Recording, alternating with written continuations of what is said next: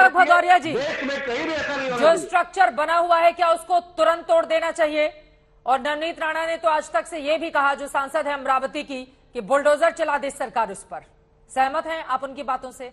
देखिए, आपने कहा ये राष्ट्रीय मुद्दा है, बिल्कुल राष्ट्रीय मुद्दा है, तो फिर राष्ट्रीय पार्टी कहाँ है? भारतीय जनता पार्टी। सवाल तो उससे पूछूंगा ना। आपको पता है क्यों नहीं आई है?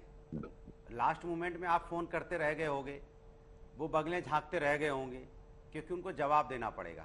जवाब यह है कि जो आज के मुख्यमंत्री है उसमें शहरी आवास मंत्री थे, उनके पास ताकत थी। शहरी विकास मंत्री तो वही थे उस समय।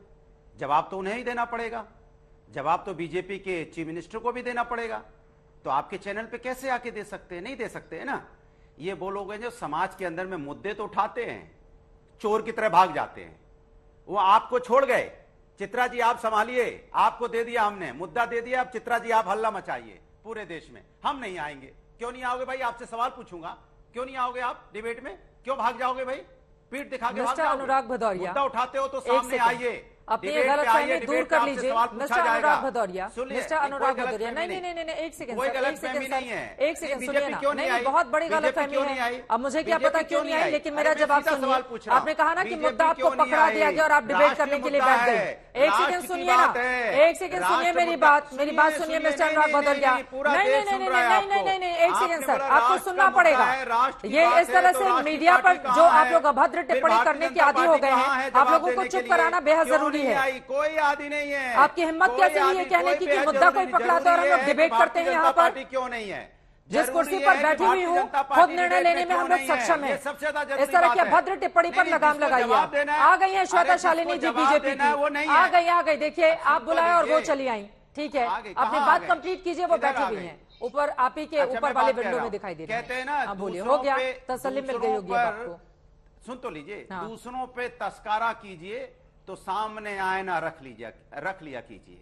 जब दूसरों पे तस्करा करते हैं तो आईना सामने होना चाहिए। सरकार आपकी थी, चीफ मिनिस्टर आपके थे, उस समय के जो अर्बन डेवलपमेंट मिनिस्टर हैं वो आज चीफ मिनिस्टर है, और उसके बाद आप ऐसी बातें कर रहे हो तो ऐसा लग रहा है जैसे कि आप सिर्फ एक बात करना चाहते हो, करना कुछ नहीं चाहते। इस देश के अंदर में भारतीय जनता पार्टी करने के पक्ष में कुछ नहीं रहती है। मैं आपसे क्या सवाल लेकर आई थी आपके पास? मैं तो इधर उधर घुमाइए नहीं। एक सेकंड सर, आपसे क्या सवाल पूछा था, आप भूल गए? मैंने सवाल पूछा था कि कहा जा रहा है कि उस समय बुलडोजर चला दिया जाए। उस समय के मुख्यमंत्री होना चाहिए, नहीं होना चाहिए? एक आतंकवादी का क्यों महामंडन हो रहा है? आतंकवादी का क्यों महामंडन हो रहा है? किस समय मुख्यमंत्री, किस समय के मुख्यमंत्री? इस देश के अंदर में किसी आतंकवादी का कोई महिमा मंडल नहीं होना चाहिए।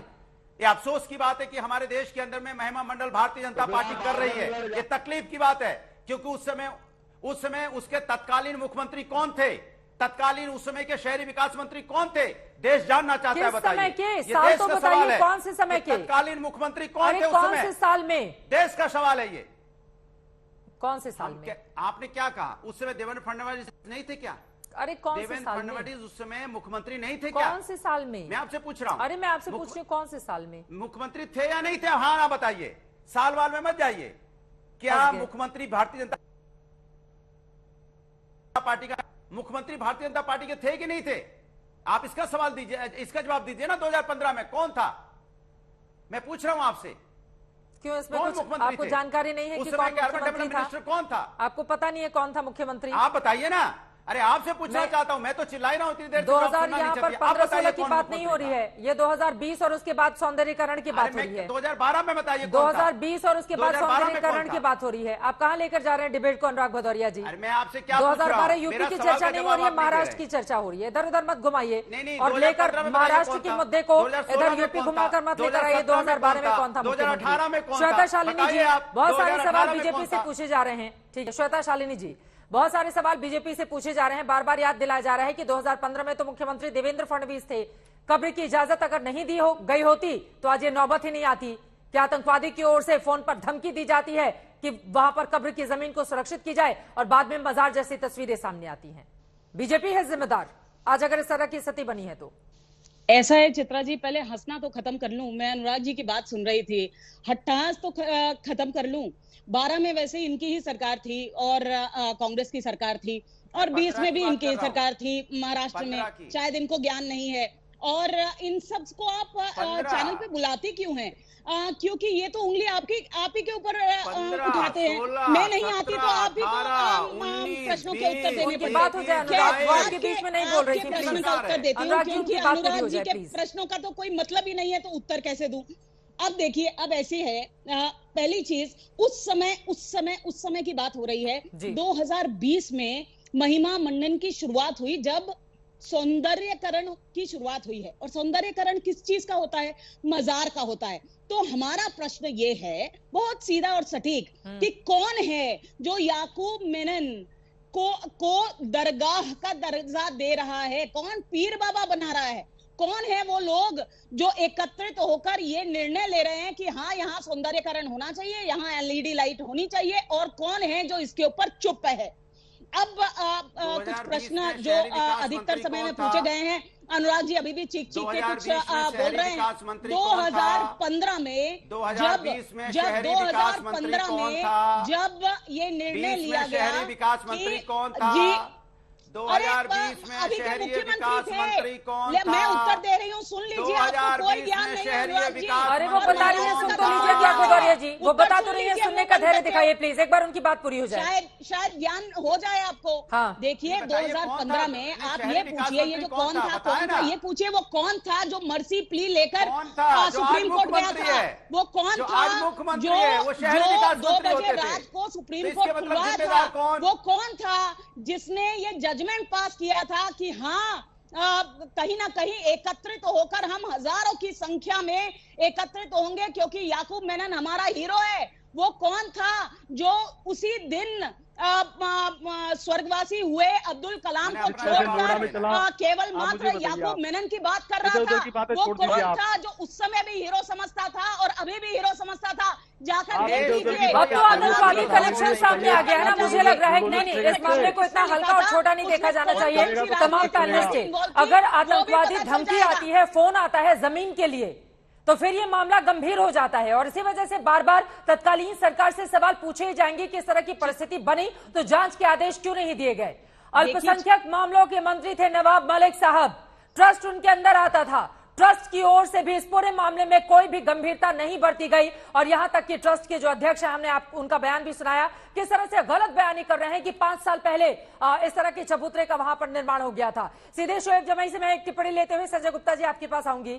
शोएब जमई जी, अब तो दूध का दूध और पानी का पानी होना चाहिए ना, ये पता तो चलना चाहिए कि आतंकवादी फोन कॉल आने के बाद वो कौन से चेहरे हैं जो डर जाते हैं और उसके बाद कब्र को मजार में तब्दील करने की इजाजत दे देते हैं।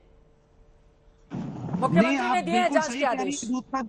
दूध का दूध, पानी का पानी होना चाहिए, और ये पता चलना चाहिए कि किस साजिश के तहत जो है ऐन गुजरात चुनाव से पहले भारतीय जनता पार्टी को ये कब्र में फूल दिख गया, और इससे पहले इतने वर्षों तक फूल नहीं दिखा था। ये किस साजिश के तहत है, ये पता चलना चाहिए, और इसके साथ भी पता चलना चाहिए कि कौन है वो लोग जो फोन करके बात कर रहे हैं। बाज़ दफा पता चलता है कि ये भारतीय जनता पार्टी के द्वारा ही कुछ लोग प्रायोजित लोग होते हैं जो देश का ऐसा माहौल खराब करना चाहते हैं, वरना समाज के तौर पर और स्टेट के तौर पर तो मैंने ऐसी कोई चेष्टा करे, ऐसी मेरी उम्मीद नहीं है कि कोई ऐसा किया है। लेकिन सवाल ये उठता है कि भारतीय जनता पार्टी अपनी जिम्मेदारियों से बच नहीं सकती। 2015 की बार बात मुझे लग रहा है कि मैं आपकी जानकारी दुरुस्त कर दूं यहाँ पर शोएब जमई जी। धमकी 2020 में आई थी, और ये जो साज सजा दिखाई दे रही है ये 2021 में दिखाई दे रही है, और आरोप लगाए जा रहे हैं कि दरअसल कोई कार्रवाई नहीं हुई, इस वजह से इस तरह की परिस्थिति बनी। अब वो तस्वीरें सामने आ गई हैं तो पलटकर सवाल पूछा जा रहा है। नहीं चित्रा जी, अभी शोएब साहब ने ये कहा कि बीजेपी के किसी लीडर ने फोन कर दिया था नवाब मलिक को धमकी देते हुए कि जनता पार्टी तो बहुत पिछड़ गई। 2020 का मामला, 2020 के धमकी को आप अब मुद्दे के तौर पर उठा रहे हैं, और इसको आप राजनीतिक मुद्दा बनाना चाहते हैं। अरे सीधा कहिए कि अरे